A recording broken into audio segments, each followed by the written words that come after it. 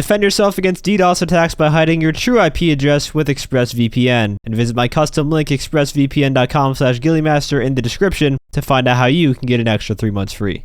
The new North Yankton zombie survivals are here, including a couple of unlockables like the Ludendorff survivor outfit for beating wave 10 and the platinum award for reaching wave 15.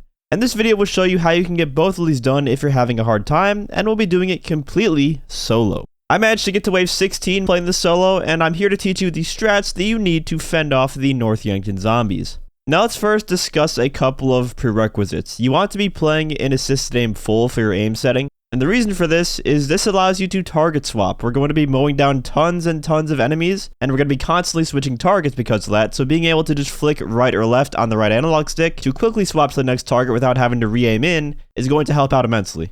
And the way you change your aiming preference is either in story mode or at the main menu if you pause the game. You cannot change the setting while in an active gtaonline session. Before you start the survival, this might sound obvious, but make sure you are stocked up on everything. Max ammo in every weapon type, 10 super heavy armors, maximum snacks. You're going to need all that to get through this, especially being solo. And you're also going to want to make sure you have explosive slugs equipped on your Mark II pump shotgun. This will make sense later. Once you are in the survival, you will notice you can't see your health and minimap by default. However, if you open your weapon wheel, this is how you will see both your health and the minimap. The minimap really isn't all that useful, but you will need to monitor your health this way fairly often. Now let's discuss the different enemy types and their threat levels. The weakest and most common enemy is going to be your standard zombie. These zombies will just run at you and try to smack you. They can be easily dodged, and they will always die to one shot in the head, even on very high rounds from my experience. Then there's the blue glowing enemies. These will explode when killed or when they punch you, dealing a good amount of damage and also ragdolling you, which leaves you vulnerable to other hits. However, most of the time, you'll see this enemy as a slow-moving juggernaut, so it's really not the biggest threat to you. Body armor is mostly useless in these survivals because most of the damage you take is melee. However, these blue enemy explosions are an exception, and this is why you do need full body armor for this. It will protect you from those explosions should you ever get hit by one. The undead mages will appear in the later rounds, glowing green in the night and making moaning sounds that you really can't miss. And they remain stationary but will spawn gas clouds on you that obscure your vision and deal damage over time, which prevents you from camping in one spot all the time. And you also cannot get too close to these enemies or you will take damage over time as well. The possessed animals will also appear as you play the mode. These are in the form of boars, deer, and coyotes. And you really want to avoid taking damage from these at all costs. If they hit you, they will inflict a bleed effect on you, causing you to lose health over a period of time. So if one does hit you, make sure you monitor health and snack up if you need to. Don't die by that damage over time effect. And lastly, your main enemy threat in this mode is the flaming sprinting zombie, especially in the Juggernaut form. These zombies will sprint at you on fire, and if they are close to you, they will set you on fire and you'll take continuous damage until you get away from them. And these enemies alone will be the main reason you die in the later rounds.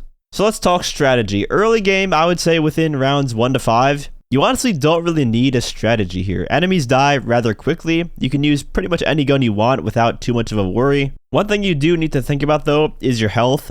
Try to refrain from using any snacks that you have until at least around 8. Unless you are literally about to die, utilize the 2 health pickups that will respawn each round until wave 15. That should be more than enough healing for the earlier rounds and potentially even the later rounds too, because you're going to need your snacks once you get to around 10 plus, trust me.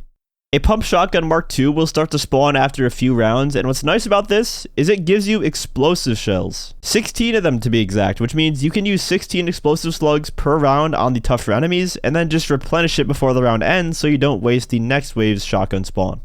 Once you hit wave 7 or 8, this is when you have to start playing carefully and start moving around the map to avoid taking damage. So let's talk about camera usage. Both the third and first person perspectives play big roles here. If you're holding down a camping spot, I would recommend you actually play in third person, as this allows you to not only see behind you just in case you get snuck up on, but it also lets you see if a mage gas cloud is on top of you without having to worry about the weapon wheel to check on your health. When you're in first person, you really can't tell if a mage spawned a cloud on you, and I've noticed a few times that I would take a good amount of damage just unaware because there's no on-screen HUD that lets you know you've taken damage from the gas. That only happens when you get too close to one of the mages on the screen will turn green. The downside of third person view though is movement. You are just more clunky in third person, and if you hit a deep area of snow, your character will slow down drastically, which can cause you to get smacked unintentionally. If you do have to do any kind of juking or running, definitely switch over to first person perspective. There's only one exception to this, which I'll go over in a bit, But in the later rounds, the main thing you're going to need to do is circle the church in first person mode and occasionally turn around to shoot them. And if there's a flaming juggernaut, this is kind of your only option because eventually they just become so tanky that you don't do enough DPS to kill them before they get close to you. If you didn't know, if you click the right stick when you're in first person, your character will do a really quick 180 turnaround to look behind him. And if you do that 180 turn and then aim your weapon while you're still holding the right stick, your character will permanently look in that direction so you can let go of the click. And this is what we call the turn and burn. You get some distance, then click the right stick and aim at the zombies and shoot before having to run away again. And the turn method will be much faster than just turning around using your own sensitivity. Even if you play on max sensitivity settings, which not a lot of people do, it's still going to be faster using the right stick click turnaround. Now the one exception where you would rather run in third person when running away is if you're throwing explosives. The pipe bomb, for instance, if you are running in third person and press RT or R2 while holding one, your character will toss it behind him, which is great because that's right where the zombies are, right behind you. And the pipe bombs actually work good for this because they have a near instant detonation time. Once they hit the ground or touch something, they will explode right away. Grenades and Molotovs kind of work the same way, and with grenades, you can cook the grenade for a couple of seconds while running before letting go to maximize damage. Sticky bombs you might want to be careful of because I think if you get set on fire while you're holding the sticky bomb, it will detonate in your hand and kill you. That didn't happen to me when I was on my run, but it's something you got to be careful of. In the later rounds, you will need to play a bit riskier with your health pickups if you don't want to waste snacks. For instance, if you take just one hit, don't pick the health pickup up right away. Wait until you take a few more hits so the health pickup has a chance to heal you for more. And if you're about to finish a round and the health pickup is still there and you're not at full health, go pick it up because a new one's going to spawn in next round and it will continue to do so each round until wave 15. If it wasn't obvious already, the main weapon for later rounds is going to be the assault shotgun. It just does the most DPS while being as agile as possible. The minigun can work too for situations where you do have some distance on the enemies, but later this won't even work because you just won't have enough time to use it before having to sprint again from the flaming zombies. Rockstar actually did a pretty good job of making sure there are no cheese spots to use here. Most of the structures you can't even jump on. I wasn't even able to find a place where you are entirely safe from the zombies. However, there is one little spot where you can manipulate the AI pathing. So if you're getting chased by a horde and you want a couple of seconds to breathe, if you go up to this ledge here and jump over it, the zombie AI will make them go towards the stairs to get up to where you're at, which not only gives you a second to breathe, but creates a choke point where you can then use the minigun or spam RPGs before having to run off again. It's quite useful and something you're going to want to take advantage of. With these strategies, you should be more than capable of getting past wave 10 and even getting to wave 15 for the Platinum Award here. However, I will say, if you play this solo, there really isn't much benefit to going over wave 10. Eventually, it does become a slog where the enemies just take like 3 magazines of any kind of weapon to kill them, and the payout certainly doesn't match for how hard it is and the time it takes to get that far. So if you're solo, I would really suggest just getting to wave 10 and then getting a group to do the infinite waves with. It's a lot more fun that way also, in my opinion. Now, as for my overall thoughts on this mode, I personally think it's one of the best modes they've created.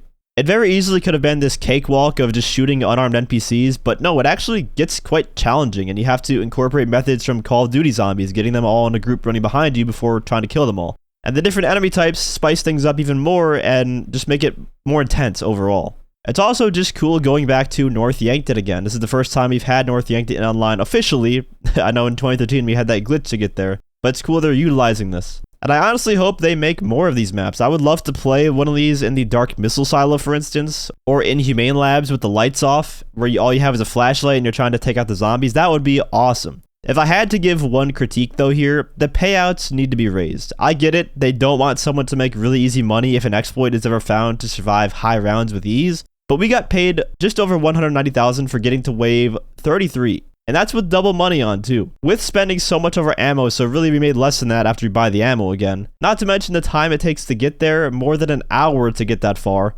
Any other method would be better than doing an infinite wave survival, except the infinite wave survival is just substantially more difficult. It doesn't really make much sense. The payouts should be increased to match both the time and skill it takes to get that far. I think if you get to wave 33, you should be getting at least like 400 grand.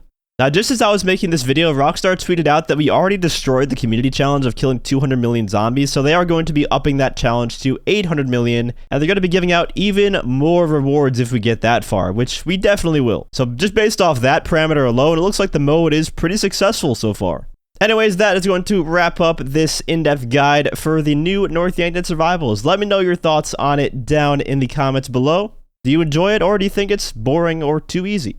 If you enjoyed the video or found it helpful, feel free to leave a like, as well as subscribe to my channel for more GTA Online content. I also want to give a huge shout out to all my channel members for your support. If you'd like to become a member for some exclusive perks, you can either use the join button or the link that's down in the description.